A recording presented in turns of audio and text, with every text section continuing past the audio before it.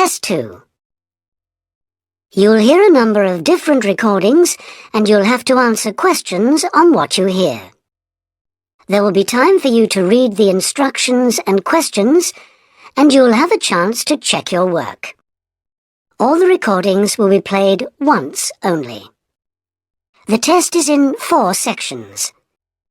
At the end of the test, you'll be given 10 minutes to transfer your answers to an answer sheet. Now turn to Section 1. Section 1. You'll hear 2 tourists, Sally and Peter, talking in a coffee shop. First, you have some time to look at questions 1 to 5.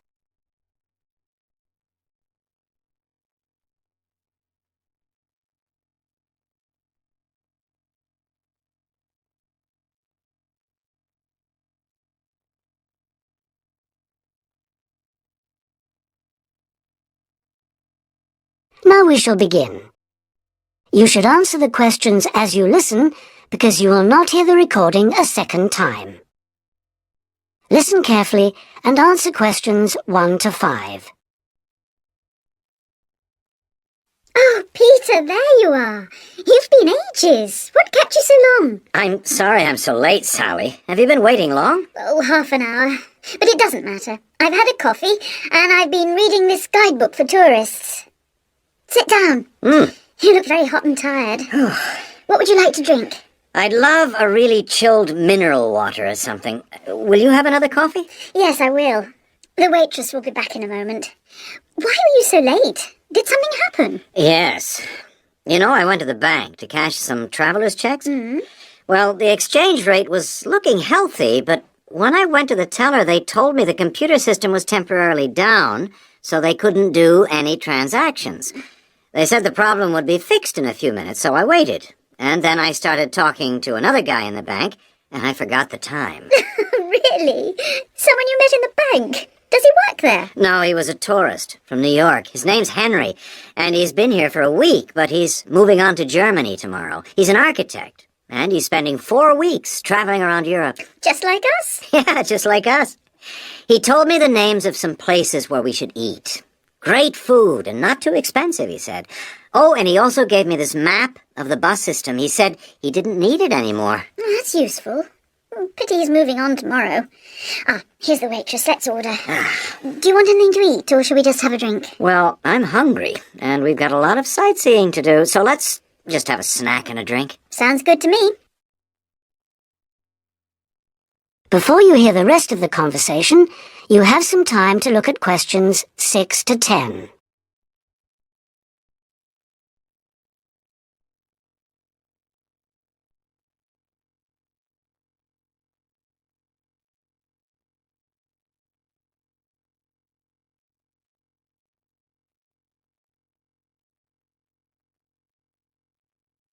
Now listen and answer questions 6 to 10. Well, let's decide what we'll see today. I guess the best place to start is the cathedral, and then the castle. What are the opening times for those two? Well, according to this guidebook, the cathedral is only open from 9:30 in the morning until midday. Oh, no, hang on. That's the Cathedral Museum. The cathedral itself is open morning and afternoon. The castle is just open from 1 to 5, so we can't go there until after lunch. I really want to spend some time in the art gallery, because they've got this wonderful painting by Rembrandt that I've always wanted to see. What else should we see? Well, the guidebook says the botanical gardens are worth spending some time in, and they're open all day from 8 to 6, so we can go there any time. I'd like to go to the markets near the river, too, but, oh, no, wait, that's only in the mornings, too. As well as today and tomorrow, we can see some other places on Monday, you know.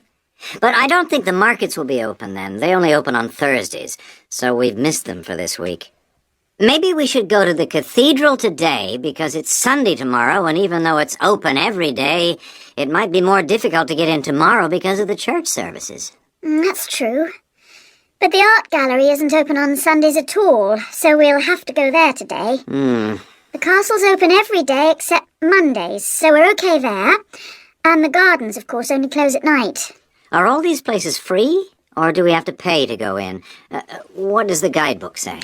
I think there's a charge for all of them, except the botanical gardens. Oh, and the markets. Of course you don't pay to go in. Okay. Well, it looks like our plan is this. We'll go to see the painting you like first, the Rembrandt, then have lunch, and go on to the castle after that, and then the cathedral. Okay. It says here that the roof of the cathedral is really beautiful. Is that right? What I really want to do at the cathedral is climb the tower. The view is supposed to be spectacular. Okay, well, that'll be more than enough for today. Then tomorrow, let's go to the botanical gardens and have a picnic. I want to sit by the river and watch the swans. This city's famous for them. That is the end of section 1. You now have half a minute to check your answers.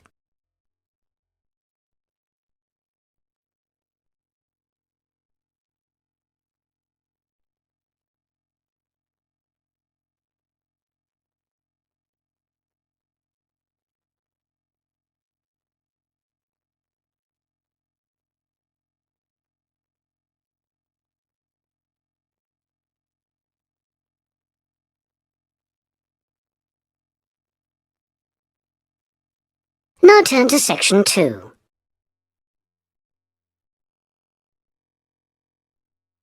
Section 2. You'll hear part of a talk given by an international student counsellor speaking to a group of overseas students during their orientation week. First, you have some time to look at questions 11 to 14.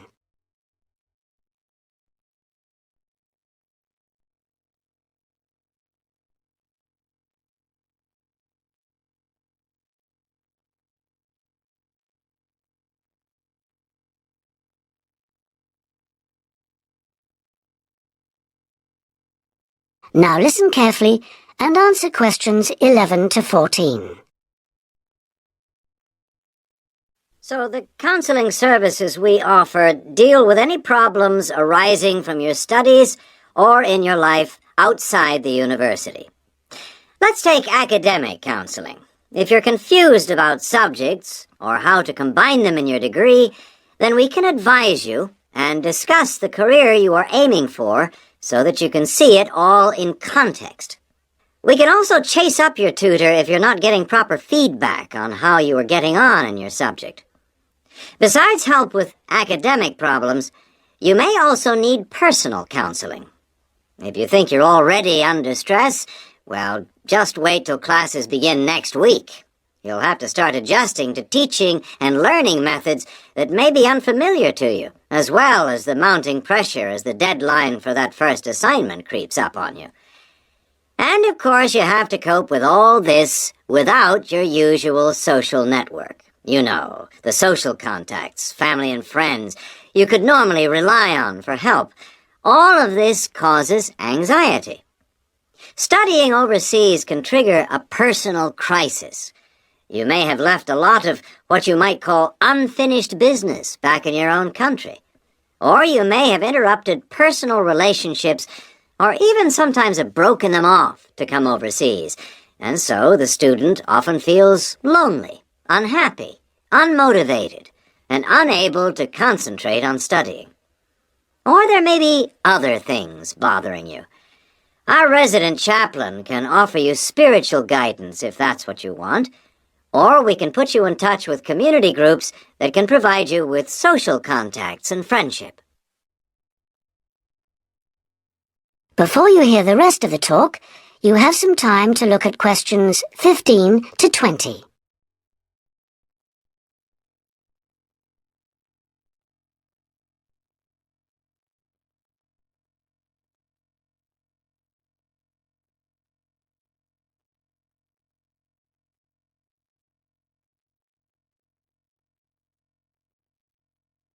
Now listen and answer questions 15 to 20. What about exam stress? It affects nearly everyone to some extent, but especially overseas students like yourselves. There may be a huge amount of family pressure on you to succeed. And if you fail a subject, or drop out of a course because it's too difficult, then your self-esteem can suffer. But it's not the end of the world if you don't pass an exam.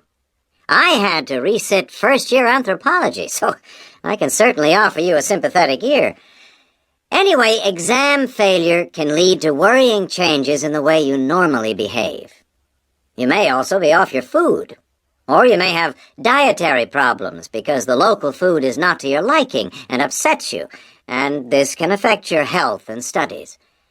Glenda Roberts is our dietitian in the health service, and we can put you on to her.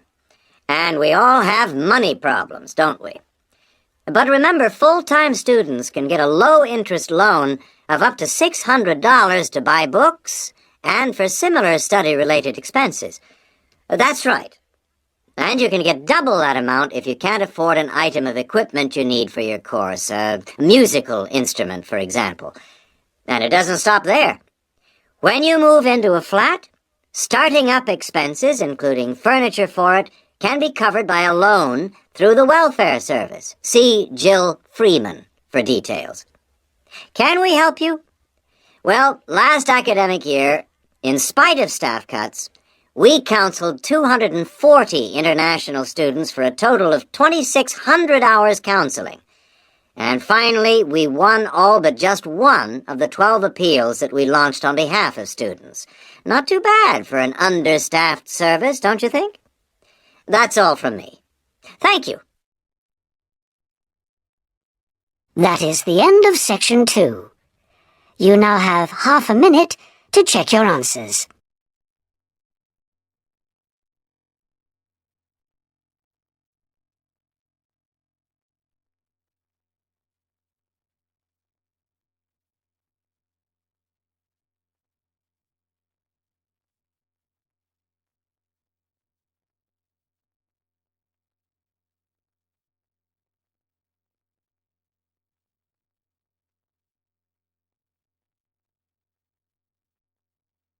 Now turn to section 3.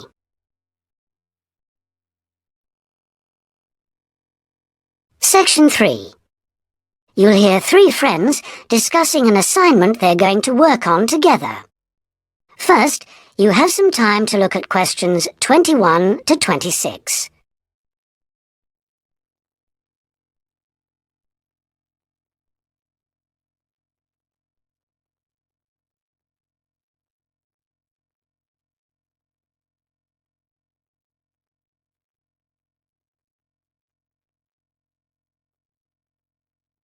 Now listen carefully and answer questions 21 to 26. Oh, there you are, good. Sorry I'm a bit late. There was a long queue. So, have you worked out how to deal with this assignment then? Not yet. We've only been here a couple of minutes ourselves. Can you just remind me what the task is exactly? Well, there are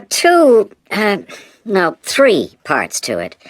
First, we've got to write an essay about ways of collecting data. Then... What's the title of the essay exactly? I've got it here.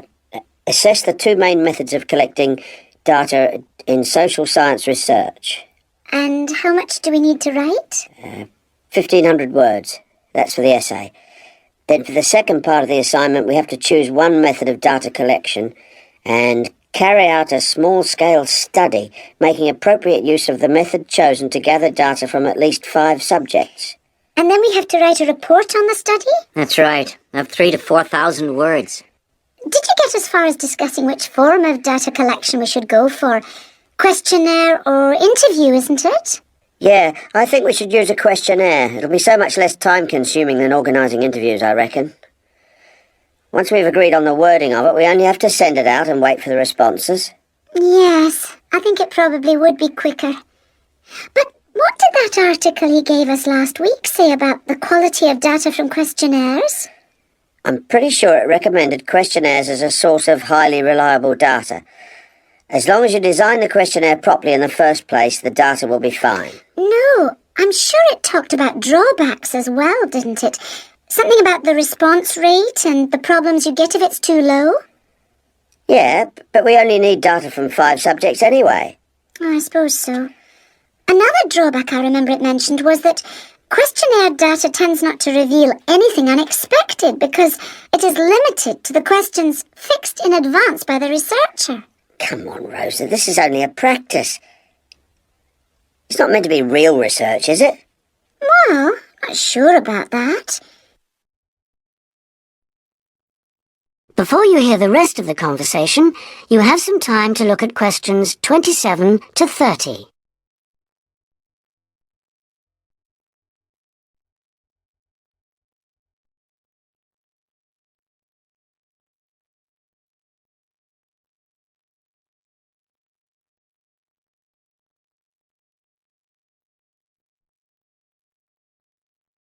Now listen and answer questions 27 to 30. Maybe I'd better go through the article again, just to be sure. Can you remember what it was called? Sample Surveys in Social Science Research, I think. By Mehta. Mehta? Yeah. And he also recommended a more recent book called Survey Research by Bell, I think. It's in that series published by London University. And if we try to use interviews instead, I saw a book in the departmental library that'll be helpful. It's called Interviews That Work by Wilson, published in Oxford in 1988. Right. Oh, I've got a tutorial now. Can we meet up again later this week? What about Friday morning? Suits me. 11 o'clock? Fine. Before Friday, I think we should all look through the reading list. That is the end of section 3. You now have half a minute to check your answers.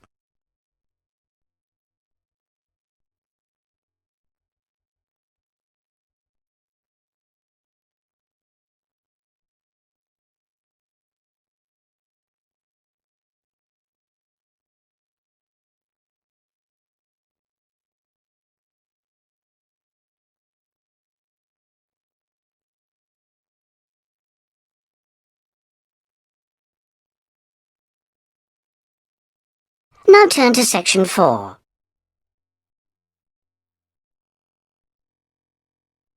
Section 4. You'll hear the beginning of one lecture in a series of lectures about crime. First, you have some time to look at questions 31 to 40.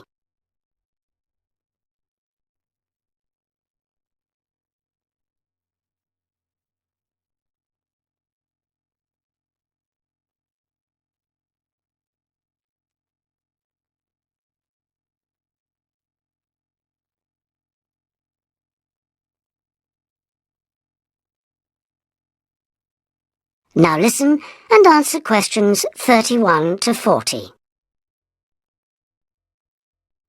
So far in these lectures, we've been looking at crimes like robbery and murder, both from a historical viewpoint and also in contemporary society. And we've seen that the preoccupation in Western society with crime and with lawlessness is part of a long and continuous tradition, rather than something which is new and unique to modern society. But over the past 70 years or so, there has been a massive increase in one type of crime, which is what's known as corporate crime. Corporate crime is crime which, as the name suggests, is connected with companies, with business organizations. It includes illegal acts of either individuals or a group within the company. But what is important is that these acts are normally in accordance with the goals of the company. They're for the good of the company rather than the individual.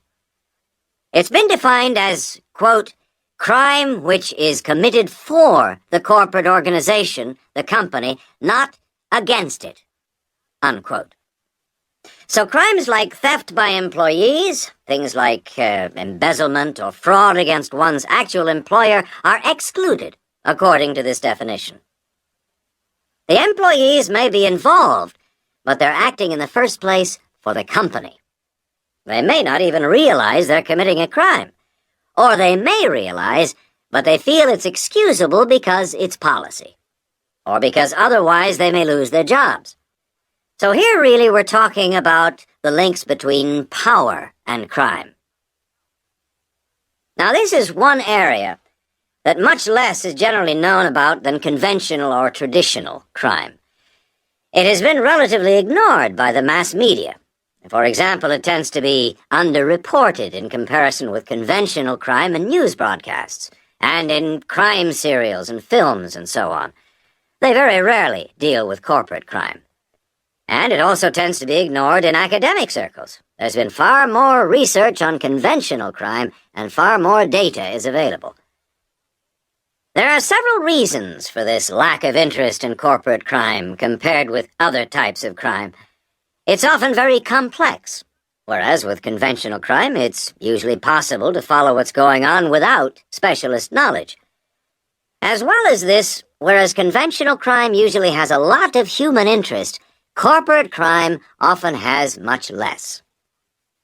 The third reason, and possibly the most significant one, is that very often the victims are unaware. They think their misfortune is an accident, or that it's the fault of no one in particular. They're unaware that they've been victims of a crime. So when we look at the effects of corporate crime, we may find it's very difficult to assess the costs. But these costs can be very considerable in both their economic and social aspects.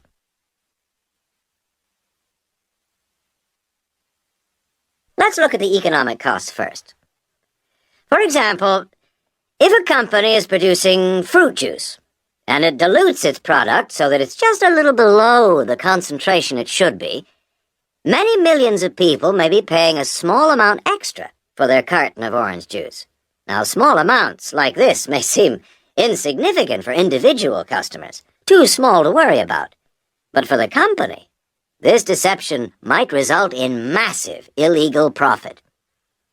However, all studies of corporate crime agree that the individuals are in fact deprived of far more money by such crime than they are by conventional crime like robbery and theft. In addition to this, we have to consider the social costs of corporate crime, and these are again very difficult to assess, but they are considerable.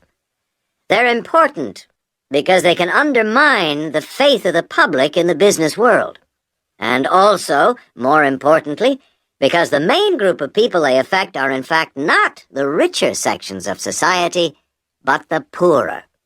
So here, companies are robbing the poor to benefit the rich.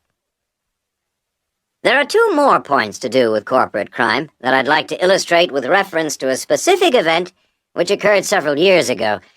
This was an explosion of a large oil tanker, which caused the loss of more than 50 lives of the crew.